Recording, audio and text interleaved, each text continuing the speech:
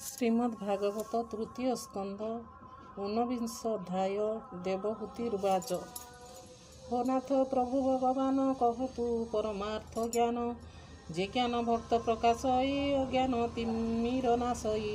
ମହତ ଆଦି ସେ ପ୍ରମାଣ ପ୍ରକୃତି ପୁରୁଷ ଲକ୍ଷଣ, ଯଥା ସଂଖ୍ୟାରେ ଅଛି କହି ଭକ୍ତ ଭକ୍ତି ମାର୍ଗକୁ ଚିହ୍ନଇ। ବିସ୍ତାରି କହ ପ୍ରଭୁ ମତେ ସଂଶୟ ନର ହଉ ମଚିତେ। ମହାପ୍ରଭାବ ଯେ ଈଶ୍ୱର ସମସ୍ତ ଚିତ୍ତରେ ଗୋଚର, ଯେହେତୁ ଲଭି ପ୍ରାଣୀ ମାନେ କୁଶଳ ହୁଅନ୍ତି ତତକ୍ଷଣେ। ସଂସାରେ ମୋହ ଅନ୍ଧକାରେ ଦେହାଭିମାନୀ ଯେତେ ନରେ, ନିଦ୍ରିତ ହୋଇ ସେ ଅଛନ୍ତି ଅଜ୍ଞାନେ କିଛି ନ ଜାଣନ୍ତି। ତ ଜ୍ଞାନ ଦେଇ ନରହରି ବିନାଶ ଅଜ୍ଞାନ ତିମିରି। ମୈତ୍ରେୟବାଚ। ଶୁଣ ବିଦୁର ମନ ଦେଇ ମାତା ବଚନେ ଭାବଗ୍ରାହୀ, କହନ୍ତି ଅମୃତ ବଚନ ଯେଣେ ସନ୍ତୋଷ ମାତା ମନ। ଶ୍ରୀ ଭଗବାନ ବାଚ। ଶୁଣ ଜନନୀ ସ୍ଥିର ମନେ ଯେ ଜ୍ଞାନ ଭକ୍ତିର ଲକ୍ଷଣେ, ବହୁ ପ୍ରକାର ଭକ୍ତି ଯୋଗ ଜ୍ଞାନେ ସାଧନ୍ତି ମୁଖ୍ୟ ମାର୍ଗ। ସ୍ୱଭାବେ ଗୁଣଯୁକ୍ତ ହୋଇ ନାନା ସଂକଳ୍ପ ମନେ ଥାଇ, ସାତ୍ୱିକ ରାଜସ ତାମସ ଗୁଣ ପ୍ରଭାବେ ଯେ ପ୍ରକାଶ। ଦମ୍ଭ ମତ୍ସର ଭାବ ବହି ପ୍ରାଣୀ ହିଂସାରେ ଯୁକ୍ତ ହୋଇ, ପର ଅପର ଭେଦ ବୁଦ୍ଧି ତାମସ ଗୁଣ ଯେ ପ୍ରସିଦ୍ଧି। ଏଭାବେ ମତେ ଯେ ପୂଜଇ ତାମସ ଭକ୍ତି ତାକୁ କହି, ଯଶ ଐଶ୍ୱର୍ଯ୍ୟ କଳ୍ପ ମନେ ବିଷୟ ଧ୍ୟାନ ଅନୁକ୍ଷଣେ। ଏକର୍ମେ ମତେ ଯେ ପୂଜଇ ରାଜସ ଭକ୍ତି ତାକୁ କହି, ଈଶ୍ୱର ଅର୍ଥ କର୍ମ କରେ ଧର୍ମ ମାର୍ଗରେ ଯେ ପ୍ରଚରେ। ସର୍ବତ୍ର ଦେଖଇ ସମାନ ସାତ୍ୱିକ ଭକ୍ତି ତାକୁ ଜାଣ, ଏହି ପ୍ରକାରେ ନବ ସାଧନ୍ତି କେବା ଗୁଣ ମାର୍ଗ। ମୋହର ଗୁଣ କୀର୍ତ୍ତିମାନ ନିତ୍ୟ ଯେ କରଇ କୀର୍ତ୍ତନ, ମୁହିଁ ଯେ ସର୍ବଗୁଣମାନ ବିଚ୍ଛେଦ ନାହିଁ କାହିଁ ମୋହ। ମୁହିଁ ଯେ ସର୍ବଗୁଣାଶ୍ରୟ ବିଚ୍ଛେଦ ନାହିଁ କାହିଁ ମୋହ। ଏମନ୍ତ ଭାବେ ଯେ ଭାବଇ କର୍ମବନ୍ଧନୁ ମୁଖ୍ୟ ହୋଇ, ସମୁଦ୍ର ଯେନେ ନଦୀ ଜଳ ମିଳି ହୁଅନ୍ତି ଏକ ମେଳ, ସେ ରୂପେ ମୋର ଦେହ ଲୀଳା ଭକ୍ତି ଭାବରେ ଲୀନ ଭକ୍ତି ଭାବରେ ହୁଅନ୍ତି ଜନ। ଶୁଣ କହିବା ମନ ଦେଇ ନିର୍ଗୁଣ ଭକ୍ତି ତାକୁ କହି, ନିଷ୍କାମ ମାର୍ଗେ ଆତ୍ମାଜ୍ଞାନ ସର୍ବତ ଦେଖଇ ସମାନ। ପୁରୁଷୋତ୍ତମ ଭାବ ଭଜି ପରମ ଆତ୍ମା ମନେ ହେଚି, ନିର୍ଗୁଣ ଭକ୍ତି ଏହା କହି ଅପରେ ଶୁଣ ମନ ଦେଇ। ସାମୀପ୍ୟ ସାରୂପ୍ୟ ଏକତ୍ର ସାଲୋକ୍ୟ ଐଶ୍ୱର୍ଯ୍ୟ ବ୍ୟକ୍ତ, ଏମାନେ ଯାହା ମତେ ଦିଅନ୍ତି ଏଣେ ସନ୍ତୋଷ ନୁହେଁ ମତି।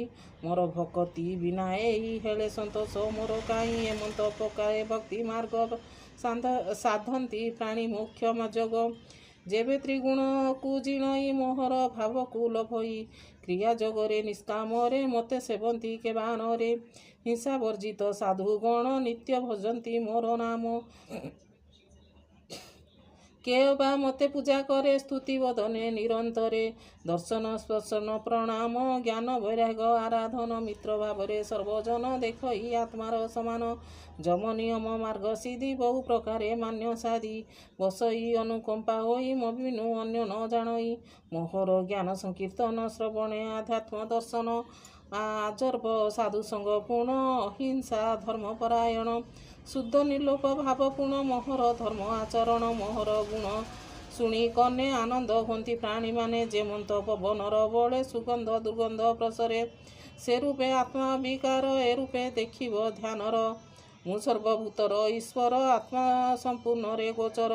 ଏମନ୍ତ ଭାବ ମୋର ଛାଡ଼ି ଯେ ପୂଜେ ଅନ୍ୟ ଲାଭେ ବଢ଼ି,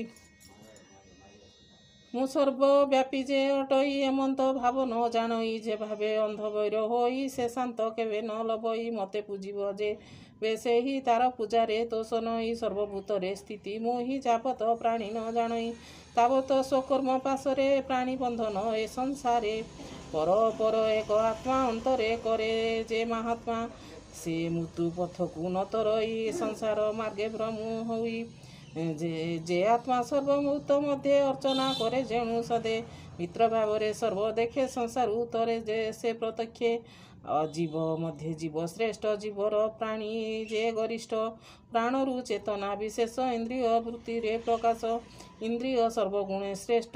ରସରେ ମତ୍ସ୍ୟ ଯେ ଗରିଷ୍ଠ, ଗନ୍ଧ ବେଦୀରେ ସେ ଭ୍ରମ। ଇ ଶବଦ ହେବ ଭ୍ରମର ଶବଦ ହେବ ସର୍ବେଶ୍ୱର ରୂପରେ ଭେଦୀ ଭେଦବିଦ ହୋଇ ବର୍ଣ୍ଣ ଯେ ପ୍ରତ୍ୟକ୍ଷ ଡଇ ଆପାଦ ମଧ୍ୟ ବହୁପାଦରେ ଚତୁଷ୍ପାଦ ମନୁଷ୍ୟ ମଧ୍ୟ ଚାରି ବନ ଏଥିରୁ ବ୍ରାହ୍ମଣ ଉତ୍ତମ ବ୍ରାହ୍ମଣ ମଧ୍ୟଣ ଦେବଜ୍ଞ ବହୁ ଅଧୀନ ଯେ ଅର୍ଥଜ୍ଞ ସଂଶୟ କ୍ଷୟ ଯେ ଅର୍ଥଜ୍ଞ କରଇ କେବଳ ସ୍ୱକର୍ମ ଆତ୍ମାକୁ ନାମ ଯେଣୁ କରି ମୁକ୍ତ ସଙ୍ଗକୁ ସେ ଆଚରି ମୋର ଅର୍ପିତ କର୍ମ କରେ ଆତ୍ମାର ଭାବ ନିରନ୍ତରେ ମୋତେ ସେ କର୍ମ ସମର୍ପଇ ଆତ୍ମା ସହିତ ତାର ଜଇଁ ଏରୂପେ ମୋର ମନ ତହିଁ ତହୁଁ ବହୁ ମାନନାରେ ନମଇ ଏମନ୍ତ ଭାବେ ଯେ ଭଜଇ ତାହୁ ଦେବୀ ଯେ ଭାବଗ୍ରାହୀ ଆନନ୍ଦେ ଦର୍ଶନ ଦିଅନ୍ତି ମୁଖ୍ୟ ଆଦରେ ଅଧିପତି ଭକ୍ତି ଯୋଗରେ ମୋତେ ଧ୍ୟାଇ ଯେ ମୋତେ ହୃଦୟରେ ଦେଖଇ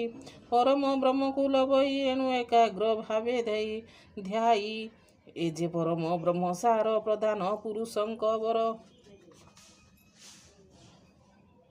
ତାର ଉପରେ କେହି ନାହିଁ ସୃଷ୍ଟିର ଆଦି ଅନ୍ତ ସେଇ ତାର ପିରତି ସେ ଦଇବ ସର୍ଜଇ କର୍ମର ସ୍ୱଭାବ ନାନା ପ୍ରକାରେ ରୂପ ଭେଦ ଆଶ୍ରୟ କାରଣ ସମ୍ପଦ ଅଦ୍ଭୁତ କାଳେ ଯେ ମହିମା ଭନାଥ ନିଶ୍ଚଳ ଜାଣିମା ମହତ ଆଦି ଯେତେ ଭୂତ ଅଖିଳ ସଂସାରେ ଜଗତ ସମସ୍ତ ଆତ୍ମା ମଧ୍ୟ ଗତେ ନିରତେ କରୁଅଛ ଗ୍ରସ୍ତ ତାହାର ତହୁଁ ଭୟ ପାଇ ନିରତେ କମ୍ପୁଅଛି ଦେହି ସେ ପ୍ରଭୁ କାଳର ମହିମା କେ କରିପାରେ ଗୁଣ ସୀମା ପ୍ରିୟ ଯାର ନାହିଁ ବିନାଶ କରେ ସର୍ବ ଦେଇ ସେ କାଳ ପୁରୁଷର ଭଏ ନିରତେ ପବନଟି ବଏ ଯେ କାଳ ଭୟ ସୂର୍ଯ୍ୟ ତାପେ ଭ୍ରମେ ବ୍ରହ୍ମାଣ୍ଡ ମଧ୍ୟ ଗତେ ଯାହାର ଭଏ ମେଘ ଗଣ ସୃଷ୍ଟି କରନ୍ତି ଅନୁକ୍ଷଣ ଯାହାର ଭଏ ବୃକ୍ଷ ଗଣ ଲତା ଔଷଧ ଶସ୍ୟମାନ ଯାହା ଯଥାକାଳରେ ପୁଷ୍ପ ଫଳ ଫଳନ୍ତି ଫୁଟନ୍ତି ନିର୍ମଳ ଯାହାର ଭଏ ନଦୀ ଗଣ ସବୁ ଅଛନ୍ତି ଅନୁକ୍ଷଣ ଉଦଧି ଯାହାର ଭୟରେ ଆପ୍ୟାଦି କେବେ ନ ଉଛଳେ ଅଗ୍ନି ଯାହାର ଭଏ ପୁଣ ସମସ୍ତ କରଇ ଦହନ ଯାହାର ଭଏ ଗିରିବର ଭୂମିରେ ହୋଇଛି ନିଶ୍ଚଳ ଯାହାର ଆଜ୍ଞା ପରିମାଣେ ଆକାଶ ଭୟ କରି ମନେ ସ୍ୱଦେହ ବିସ୍ତାର ସେ କଲା ସପ୍ତ ଲୋକକୁ ଠାବ ଦେଲା ବ୍ରହ୍ମାଦି ଯେତେ ଦେବଗଣ ସଚର ଯେ ବିହାନ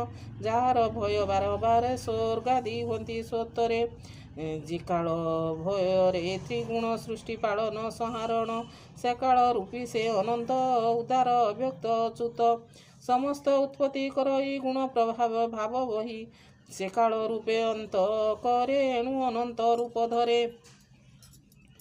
ଏଣୁ ଏ କାଳର ମହିମା କେ ଜାଣି ପାରେ ଗୁଣ ସୀମା ତୋର ଭକତ ଜନ ଯହିଁ କାଳର ଅଧିକାର ନାହିଁ ସୁଜନେ ଏଣେ କର ମତି ତୁଟିବ ସଂସାର ଦୁର୍ଗତି ଏ ମାତା ପୁତ୍ରଙ୍କ ସମ୍ବାଦ ଶୁଣନ୍ତେ ନ ଲାଗେ ପ୍ରମାଦ କହି ବିପ୍ର ଜଗନ୍ନାଥ ତୃତୀୟ ସ୍କନ୍ଧେ ଭାଗବତ ଇତି ଶ୍ରୀମଦ୍ଭାଗବତ ମହାପୁରାଣେ ପାରମହଂସ ସଂହିତାଏ 82 ତୃତୀୟ ସ୍କନ୍ଧେ ମାତା ପୁତ୍ର ସମ୍ବାଦେ ନାମ 29 ଅଧ୍ୟାୟ।